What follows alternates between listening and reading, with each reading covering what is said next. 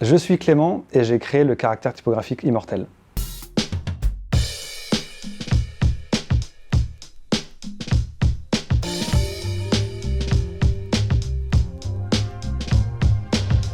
Je suis graphiste indépendant et à la sortie de mes études, j'ai pas mal travaillé sur des livres et j'avais des préoccupations un peu particulières sur certains caractères typographiques que j'arrivais pas à utiliser, donc c'était un peu ma porte d'entrée à la NRT. C'est comment je peux apprendre à dessiner des caractères typographiques pour pouvoir m'en servir dans mon travail. L'idée, c'était pas de faire un revival. Donc le revival, a priori, c'est le fait de reprendre des caractères existants mais de les adapter à des nouvelles technologies d'impression.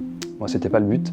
L'idée, c'était de m'approprier ces dessins et d'en faire un caractère qui me correspond et avec lequel je pouvais travailler. Mon projet s'appelle Immortel en référence à un caractère de Robert Granjon qui était un italique que lui-même avait appelé Immortel. La famille Immortel est composée de 4 variantes qui sont nommées Infra, Cholera, Vena et Acedia. Chaque variante est dessinée d'après le travail d'un graveur en particulier de différentes périodes de l'histoire de la typographie.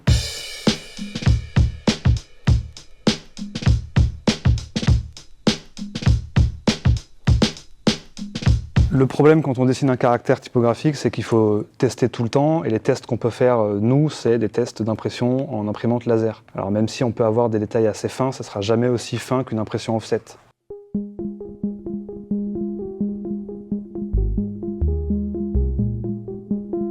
Ça, c'est une commande de livre que j'ai eue en 2020, donc 2 ans après être sorti de la NRT, et dans lequel j'ai utilisé l'Immortel. C'était un bon moyen de tester mon avancée sur ce projet. Entre le moment où j'ai intégré l'atelier national de recherche typographique et le moment où il a été commercialisé, ça m'a pris 5 ans.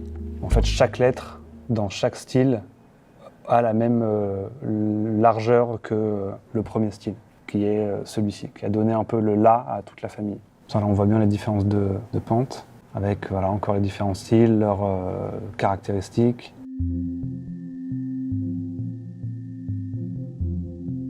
En sortant de la NRT, le projet Immortel n'était pas tout à fait fini, j'en étais qu'à la moitié du développement. J'ai bénéficié d'un soutien à la recherche de la part du Centre national des arts plastiques pour terminer ce projet, que j'ai fini en 2021 et qui est depuis distribué par la fonderie 205 TF. Aujourd'hui, je continue à dessiner des livres et des caractères typographiques et j'ai ouvert une fonderie, une maison d'édition, Electrobibliothèque, avec laquelle nous distribuons des caractères typographiques et des livres.